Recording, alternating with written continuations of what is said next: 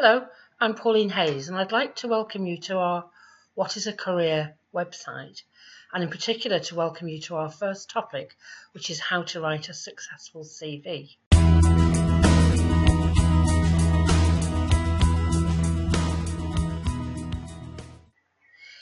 Getting a strong CV together is an important part of any job search process. A good CV or curriculum vitae is essential when looking for work, particularly now when there are so many candidates chasing each position. Your objective is to get to an interview.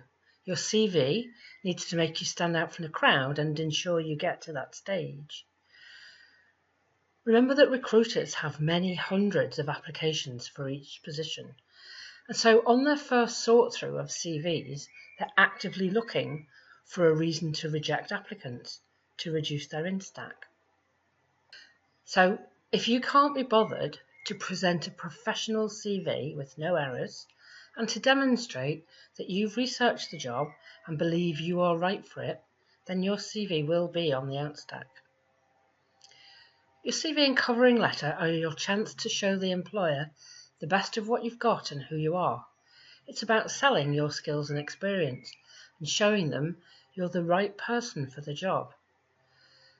The CV document should make it easy for employers to appraise your key skills and work experience and determine whether you're appropriate for the role.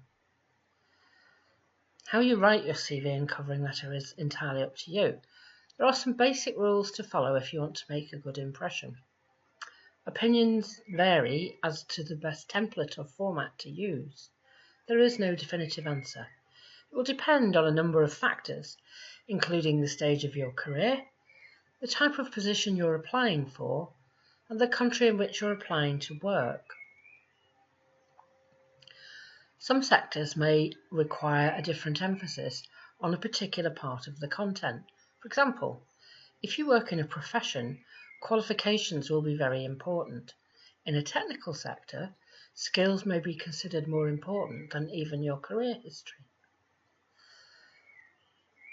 Also, don't assume one CV will serve for all applications. You need to review it and target it for every position you apply for. Many people have several CVs, particularly if they've worked in different sectors. They may have a general one and a different one designed to appeal to a certain sector, such as sales. As I say, there are some basic rules on how a CV should be written and the information that should be included. We'll look at some examples and samples in detail later. Remember that your CV should be neat and typed in a business-like font. Pay attention to formatting. Check your spelling. Incorrect spelling is a sure route to rejection. The document should be positive and highlight your career achievements and strengths.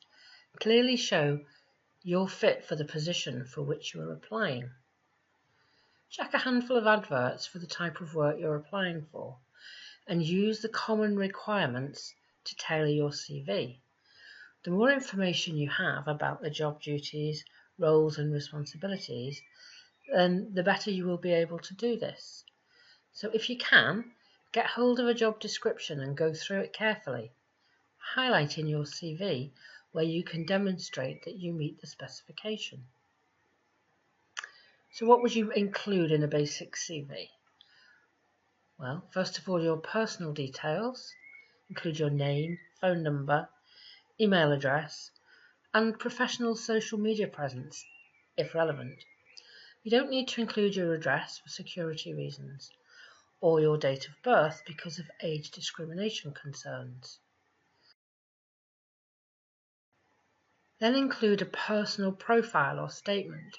This should be tailored specifically to the job you're applying for and promote yourself and your abilities. Next, list your significant achievements if appropriate. If you have an established career, you should list any achievements that are relevant. This is an opportunity to quantify your achievements. For example, I grew sales by 20% per annum. I produced above target reduction in overheads. I cultivated relationships with existing clients and achieved a 30% increase in repeat business. Next, list your career history. It's usual to start with your most recent job first. Don't forget to include the relevant dates. Then list your qualifications and training, both academic and any gained in previous jobs. Again, the most recent first. List interests if they're relevant, especially if any skills you have through your hobbies are relevant for the position. Add any additional information. Perhaps you want to explain a career change or a gap in your work history. Try to include 2 references, one of them with a recent employer.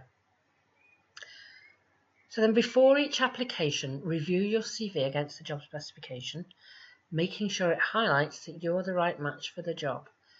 Don't make the recruiter search for the information. Check that you've outlined specific skills you have to offer the employer, any experience you have in the relevant field, any appropriate personal qualities for the role, and an understanding of the job requirements. You can download our 10-point CV checklist to go through before you make an application. There's space to tick or make action notes as you go through. I'll go through the 10 points for you. First, is the CV neat and typed? It should be concise, no more than 2 sides of A4. Don't forget to check font, formatting, grammar and spelling. Second, have you tailored the CV to the job specification and used their keywords? Have you outlined specific skills you have to offer the employer and experience that you have in the specific field?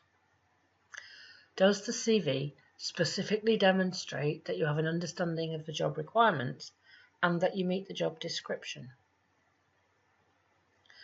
Does it highlight that you're a match for the job and have appropriate personal qualities for that role? Is it positive, stressing achievements and strengths? Does it make a good impression in a clear and positive way? Does the personal profile sell you and your qualities? Have you quantified your significant achievements? And last, check that you've used power words. So, there are tips to help you make your CV successful. Good luck with your job search, and I'll see you again next time.